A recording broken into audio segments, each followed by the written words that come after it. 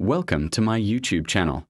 Please don't hurt me, I can't walk, beg to the female CEO. Part 1. The Encounter.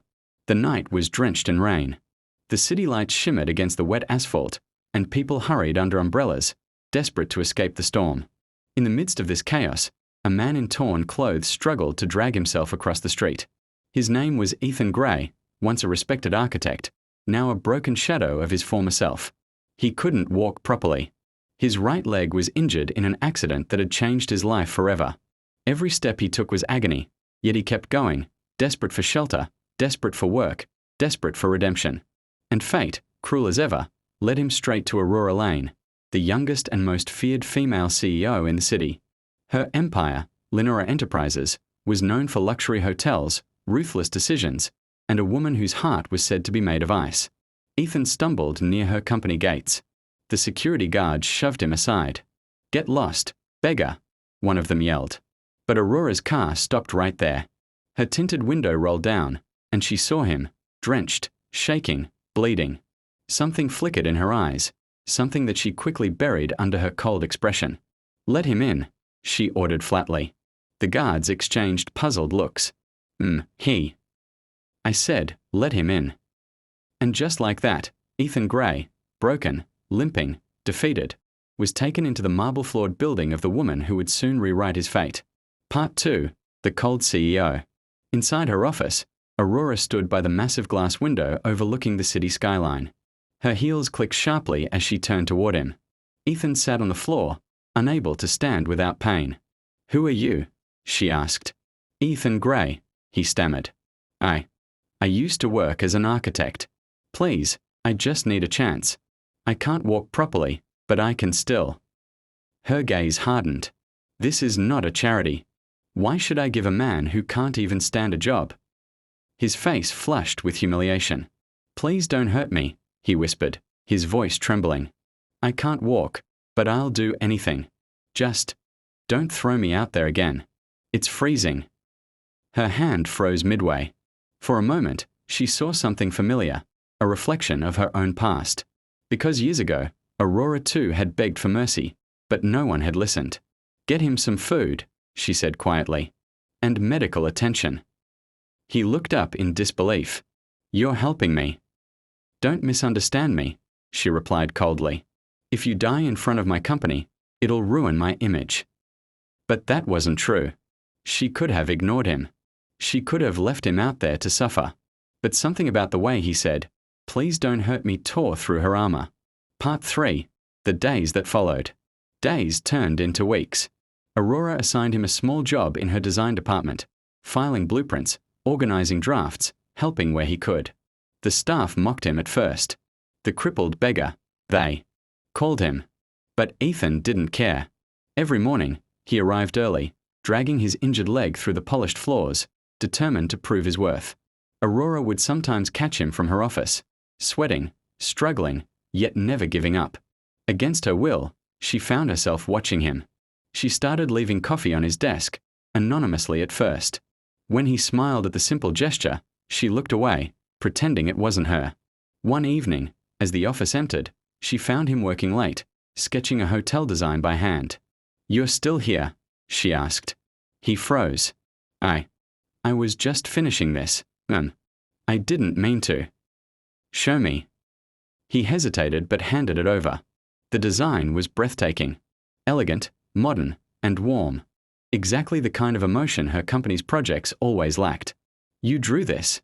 she asked, astonished. "Yes. It's something I dreamed of building one day." There was a long silence. Then she said quietly, "You have talent. Why didn't you tell me?" He smiled weakly. "Because I thought people only listen when you walk strong, not when you limp." Something cracked in her. For the first time in years, she didn't have a reply. Part 4. Shadows of the Past. Aurora's heart had been locked away since her father's betrayal. He'd left her mother for another woman and destroyed their family. She grew up believing that emotions made people weak, that compassion was a luxury she couldn't afford. But Ethan's quiet strength haunted her. His humility, his endurance, his refusal to hate. They reminded her of the person she used to be before success froze her heart. One night, after a late meeting, She found him outside struggling to reach the elevator. His crutch had broken. Without a word, she walked to him and offered her hand. "Let me help you." He looked stunned. "You? You don't have to." "I said give me your hand." For the first time, he saw the real Aurora, not the ruthless CEO, but a woman who had built walls so high she'd forgotten what it felt like to care. As she helped him walk, their eyes met, and something unspoken passed between them, a connection born from shared pain. Part 5. The Turning Point. Weeks later, Aurora presented a new luxury resort design to the board. When the slides appeared, Ethan's drawings filled the screen. "This concept," she announced, "will be our next project. Designed by Mr. Ethan Gray." The room buzzed with shock. One board member objected. He's just a temporary assistant." "I don't repeat myself," she cut in sharply. "Approve it." When the meeting ended, Ethan approached her, voice trembling. "You didn't have to do that for me." "I didn't," she replied. "You earned it." He smiled. "Thank you for seeing me when no one else did." She turned away quickly, hiding the warmth spreading in her chest. But that night, for the first time in years, Aurora Lane couldn't sleep. Part 6. The Accident. It happened during the project's construction. Ethan was visiting the site when a steel beam suddenly slipped from above. He pushed a worker aside, taking the blow himself. The pain ripped through his body, reopening old wounds. When Aurora arrived at the hospital, she was trembling. Her chest felt hollow as she saw him unconscious on the bed, tubes running through his arms. The doctor's words echoed, "His leg may never heal completely again." Tears blurred her vision. She hadn't cried in years. Sitting beside him, she whispered, "You idiot. You couldn't even walk properly, and still you tried to save someone else." His hand moved weakly, brushing hers. "Didn't want anyone else to suffer like I did." Her breath caught.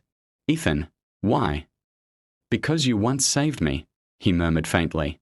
"Even if you said it was for your image. I knew it wasn't." A single tear rolled down her cheek. Part 7. The Confession. Weeks later, he woke up. His body was weaker, but his eyes still carried that quiet fire. Aurora was there, waiting. "You're awake," she said, trying to sound calm. "You scared everyone." "I'm sorry," he whispered. "Guess I'm good at causing trouble." She crossed her arms. "You risked your life again. What were you thinking?" He smiled faintly. "That I finally had someone worth risking it for." Her heart skipped. "Don't say things like that." "Why not?" he asked softly. "You pretend to be heartless, but I've seen the truth. You care, Aurora. You always did." She turned away, her voice trembling. "I can't afford to care." He reached for her hand. "Then let me care enough for both of us." For a long time, neither spoke. The silence was filled with everything they'd been too afraid to say. Part 8. The Healing. Months passed. Aurora personally arranged his physiotherapy, attending his sessions when she could. Under her quiet guidance, he began to walk again, slowly, painfully, but determinedly. One evening, under the golden sunset, she stood by the hospital garden gate, watching him take steady steps toward her without crutches. When he reached her, breathless but smiling, he said softly, "See, told you I'd walk again." Her eyes glistened. "You did." He took her hand gently. "You're the reason I stood up again, Aurora. Not just on my legs, but in life." For once, she didn't hide her tears. "And you're the reason I learned to feel again." Part 9. The New Beginning. A year later, Ethan Gray became the lead architect of Lenora Enterprises and Aurora's closest confidant. Together, they built not just towers of glass and steel, but a bond that neither fame nor power could destroy. People still whispered about the ruthless CEO who saved a crippled man. But those who truly knew them understood. That night in the rain, it wasn't charity that saved Ethan Gray. It was two broken souls finding each other in the dark.